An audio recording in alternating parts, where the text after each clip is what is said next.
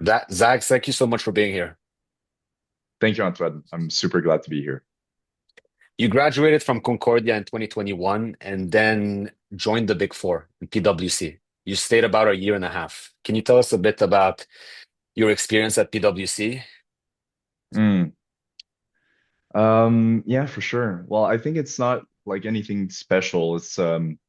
I was a business student at Concordia, and truly, I was kind of wondering what I would do after that. How I could potentially, get a job, how I could learn some skills and everything. And everybody would go into either investment banking or consulting. And to me, investment banking was like a big no, since I felt like it was kind of soulless and you'd work like crazy hours for, apparently no reason. So really early on, I was like, okay, so then my only second choice is consulting. And then from that point, I really didn't think much of it, but I just like, okay, the thing to do is to get a job in consulting because I'm in business. And then I did that. So I interviewed for a couple companies, and then PwC, I felt like it was a good life, like work-life balance. And then I just, started working there. But I've always had in the back of my mind like the entrepreneurial urge or the feeling like I need to build my business. That's something I want to do. But I always had the thought that, let's get some experience before. And then when you're more established, you have better connections, you have more skills, then you can start your business. So then I kept that in the back of my mind and I started working there, worked there for about a year and a half.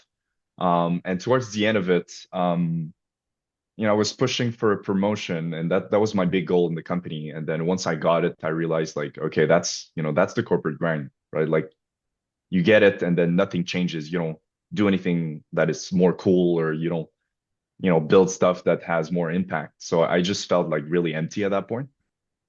And that's when I kind of started to like really deeply reflect on what I want to do and how I could use my time efficiently. And at that point, I started to work on side projects. Um, so while working there, I started to learn a little bit how to code, nothing like proactive, but I started to build a kind of a startup with my friend, and we applied to Y Combinator as well. So we apply, we work, a lot to get the project ready, the presentation ready to have the first meeting with partners and everything of Y Combinator. And then we did it and we got absolutely crushed. We got our dream got crushed on the spot. So then that was kind of like the triggering moment where I was like, okay, I had so much fun working on an idea of my own for the past couple months. Now I know this one's not going to work, but do I just like continue or I go back to, my corporate job where I really didn't enjoy and, like continue doing that for a year and 2 years and maybe get a promotion. So at that point, I was really like, okay, I need to, take the leap. So that at that point, I quit my job. I want you to talk to me about Buildspace. It seems like a very important transitional part of your career. What happened there? Yeah, well, Buildspace was pretty cool because like imagine me, so I worked in corporate. I just leave my job, almost on a whim. I don't have anything planned after that. So now suddenly I need to like organize my stuff and trying to find a place to go. So basically, I couldn't afford my mortgage at that point, so I had to like remodel my apartment to make it Airbnbable so that I could, pay the mortgage. So I did that, and then because I did that, I didn't have a place to stay. So I was like, whoa, where do I go? What do I do?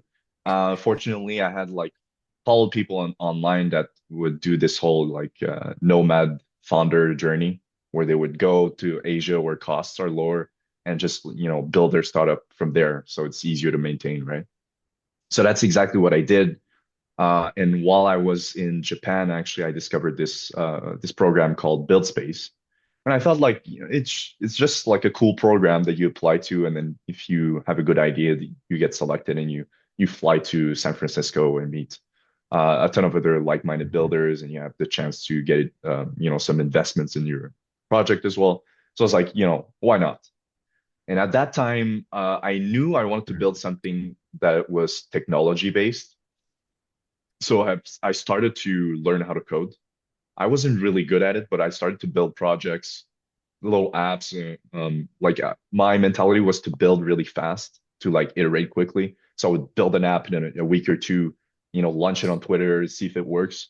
And then most of the times it wouldn't work. But then I had this idea to build something a little bit more, let's say bigger, a bigger scale. So I applied with this idea to Buildspace, and I actually got selected in the program. So then I started to do the online program, which was like 6 weeks. You basically just build your idea. Every week you have like calls to like pretty much give status on your project, where you're at. And then at the end of the 6 weeks, you have like a pitch presentation where you present your project, and then some investors can be interested in that. And then if you're among selected projects, then you can fly to SF. So I did that for 6 weeks. I was in Japan at that time, and then at the end, I fortunately got invited to SF, and that's when I flew there, and met a ton of very interesting like-minded builders, and that's, I would say, was a critical moment for me in my entrepreneurial career, because that's the first time I met like people in real life that were like kind of the same on the same path as me, or like resonating in the same ideas as me. So before it was like all in my mind, right? I was by myself in Montreal building my stuff like, yeah, yeah, that's the way to go. That's the way to do it. But I didn't have any proof of that. But then suddenly you fly to SF, you see a lot of people like that, a lot of successful founders that built ideas from nothing. And And Zach, then, was yeah, that intimidating, or did you feel like this is kind of a relief to meet like-minded people? it was uh it was so exciting actually. It was just so exciting. I was like, there's no way I go back to a regular job now. Like there's really no way. So Yeah, yeah, awesome. And do you think that your business background differentiated you from other people? Do you see it as an asset? not really. Not the background itself. Uh Actually not at all, because there's this, I thought that it would, but actually in this realm of entrepreneurship and business and startup, it actually only matters of what you produce, like the project or the product you built, and the quality and the number of customers you have and everything. And people really don't care of the background you have, like barely. Like maybe if you hop on a YC interview and you have like a MIT PhD, that's going to give you a couple more points, really, like probably. But apart from that, like not that much, right? What about EdTech? Why did you get into that? EdTech, it's a good question. I'd say I've always been interested in learning. And during my own journey, I've had um, I've had to learn by myself to self-taught coding and marketing and design and all that kind of stuff. So it's been something on my mind, and it's been something that I've heavily involved for the past couple years. And so at one point I was like, that's something I do, and I knows the problems associated with it, and that's also an area where, I'm interested in, and I'm interested to kind of merge technology, AI with education. So at that point, I started to build, maybe 4 or 5 apps in the same, ed tech field. 4 or 5 of them didn't work, but now I'm working on the most recent idea, which, has worked to a certain extent. So it pays to persevere. So let's talk about it. Let's talk about Learniverse. What is it?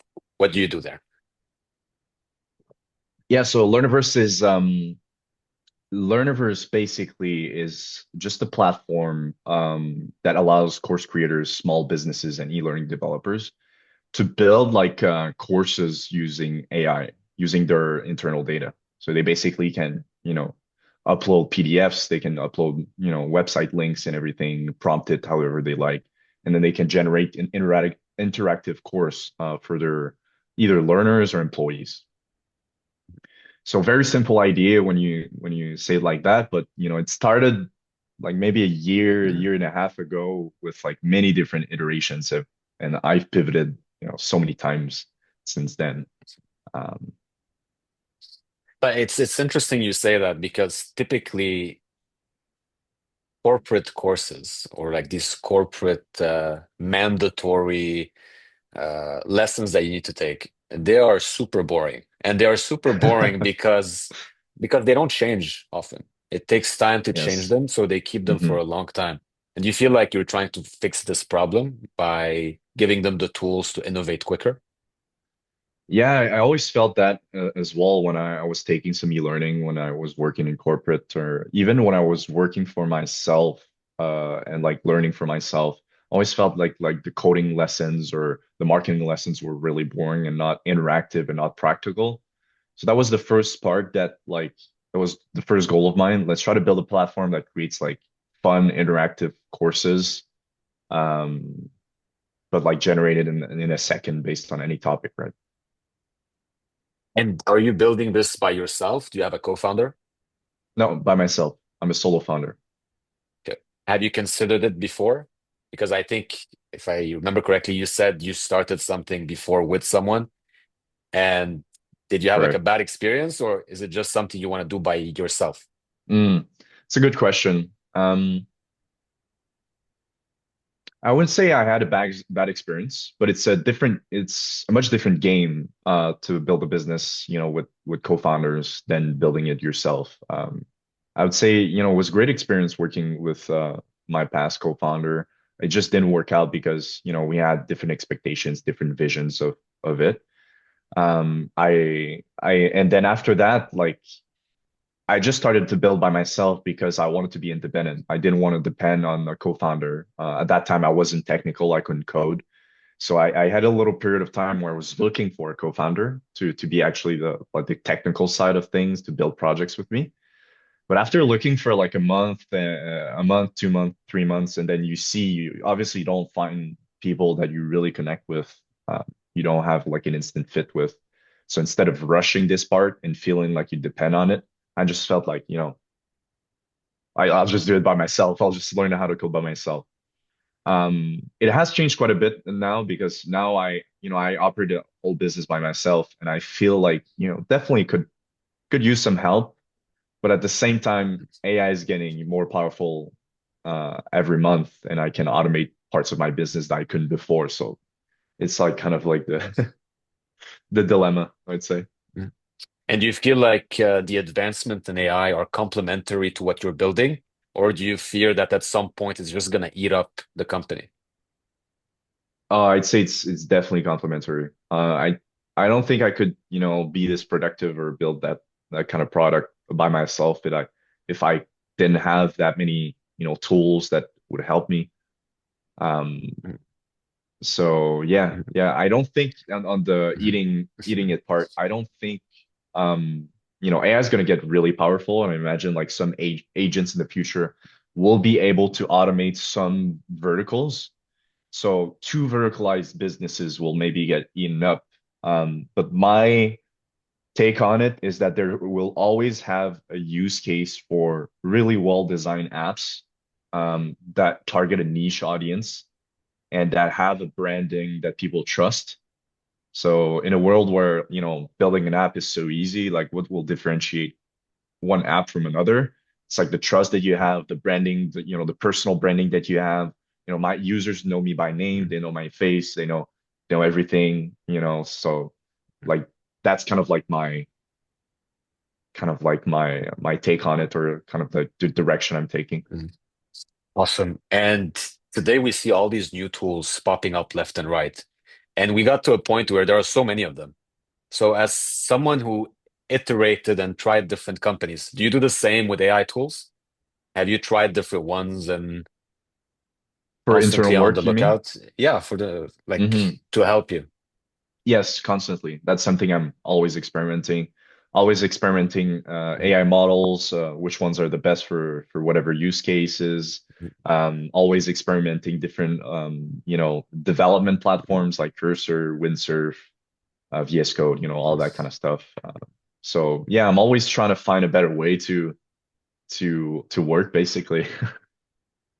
And have you reached out to investors? Are you looking for that? Or are you just aiming to grow your customer base? Where are you today? Um, Initially, I kind of wanted investors, so that's why I was flying back and forth to SF a lot. And I got pretty far with a couple investors that almost made the jump in the project, but at that point, I was kind of like, while they pulled back, I also pulled back, and I was like, maybe it's not the way I want to go, where I want to get over leveraged in investment in my company, and I don't even know if it's going to work, or I don't even know if it's the project I want to work on, right? So I just continued building Bootstrap. And at the moment, although we're generating a lot more revenue, I still feel that there's a gap in the market for Bootstrap companies like mine. And although like having access to some extra capital would be nice to really grow the business more aggressively, I feel like at the point that I'm at, it's not as necessary as it was maybe before or at another time where I wouldn't have like such powerful AI tools or automation available to me, right? Mm. So So it's technically, more of a nice to have today. yeah, it's a nice to have. Although I'm thinking about it definitely, because I'm thinking about hiring a team and everything. So of course, if you're Mhm. thinking about that, you need a little bit more money to hire Yeah. talented people. Zach, how did you know how to find investors? I mean, did you have people that taught you how to engage? Did you just go at it alone and try to see what works? Yeah, that's a good question. It was really experimental, I would say. I knew, however, that the best investors or the easiest way to get funding was in the US and more like in the big cities like SF and New York. And I started with SF because that's a place I wanted to experience. And I also heard about Y Combinator. So I had insights of what actions to take to potentially get funding. So, go through the interview process at YC, get your pre-seed funding, and then work through there. And there's many different incubators in the SF area as well. So that's a great options for founders if they want to get some investment, really work on the idea, work on a prototype that works, and then apply to those programs. I think that's the best chance that you have getting your first check. And then there's the other side where it's actually just networking. It's just like actually going to events, hackathon, places like Buildspace, was near an office called FD Nautic, I think it's called. And it's basically a place where with a bunch of angel investors and they give checks of like 50K to 100K to potential projects. So I still remember with friends I met, like we were building our stuff and then going in that area and going to the office and meeting people, networking. So I feel like that is probably the Mhm. easiest way to get funding nowadays is really oh, I forgot one aspect, critical aspect of it is actually I would encourage new founders to post online, post on Twitter. I've had a lot of, inbound DMs of Mhm. potential angel investors and connections. I met a ton of cool people there as well. And through them, I met other people that brought me, some networking. So yeah, I would say those are the main ways to do it. Awesome, man. And Zach, do you think you've been always good at networking, or is this a skill that you improved over time? I don't think I'm particularly good at networking. I don't think like Yeah. it's a particular skill that I have. It's more like I'm really interested in finding more about what people build and like learning more about people. And I guess that desire to learn about what people are doing and, sharing my own project, I guess, that, brings me forward. But I wouldn't say it's a particular skill of networking. Like, I've met some founders that are exceptionally good at networking and then, they could walk into, a gathering in SF and walk out with a check for their project, right? Wow. So, No, I say this because you're taking courageous steps, like by putting yourself out there, showing your face, trying to engage online, showing your projects, iterating, and that takes courage. And I was just wondering if this was part of your personality, and Hmm. Did you decide to become more open over time because you saw that feedback I see. helped you?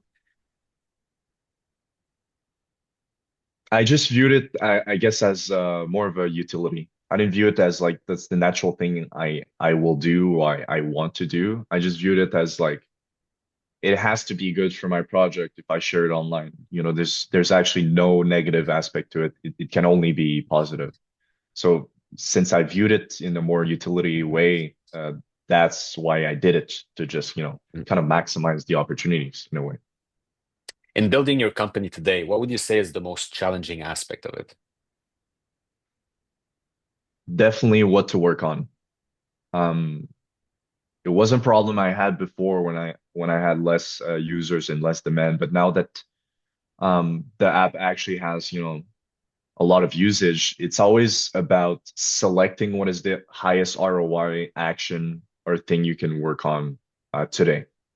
And because I have, 50 emails a day and a lot of, support requests and feature requests and everything, it's very easy to fall in the noise and to start building stuff without thinking deeply about why it's good to build it, just building it for because users requested it.